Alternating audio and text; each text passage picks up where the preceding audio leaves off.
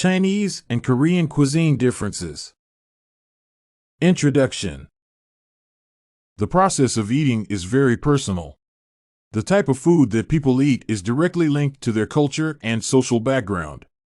This paper aims to discover and describe how rituals and aesthetics influence how food is presented and eaten. The paper is based on 3 course readings: the article A 2nd Century Chinese Kitchen Scene by Pierazzoli T. Sir Stevens, the chapter Daily Foods from the book Korean Cuisine, an Illustrated History by Petit, and the chapter The Quest for Perfect Balance, Taste and Gastronomy in Imperial China by Whaley Cohen from the book Food, The History of Taste Contents. Food is important both in China and Korea. There are some similarities between Chinese and Korean cuisines. For instance, rice is a basic component of Chinese and Korean meals. Nevertheless, some obvious differences between Chinese and Korean cuisines can be noticed too. These differences refer not only to food but also to dining etiquette.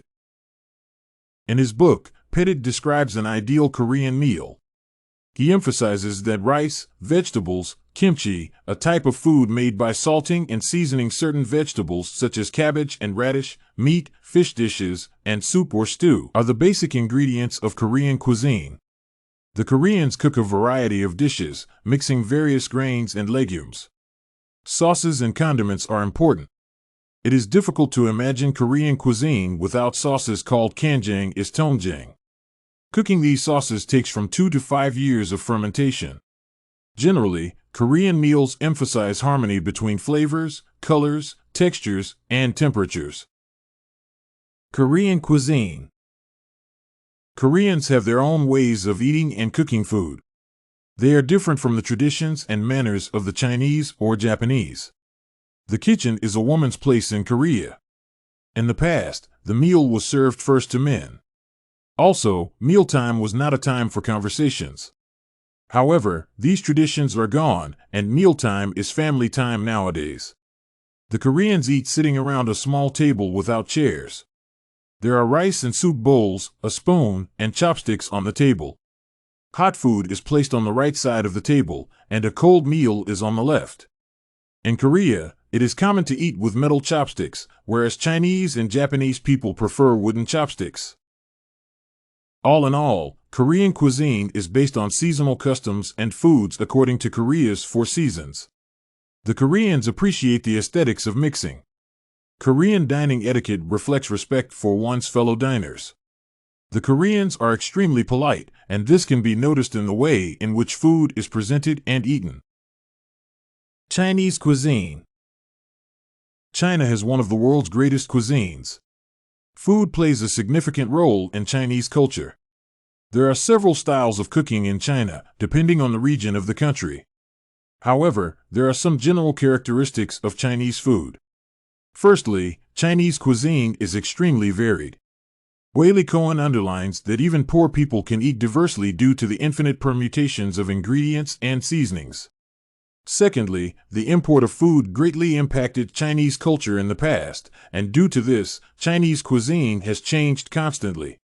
For instance, peanuts and sweet potatoes were imported from the West.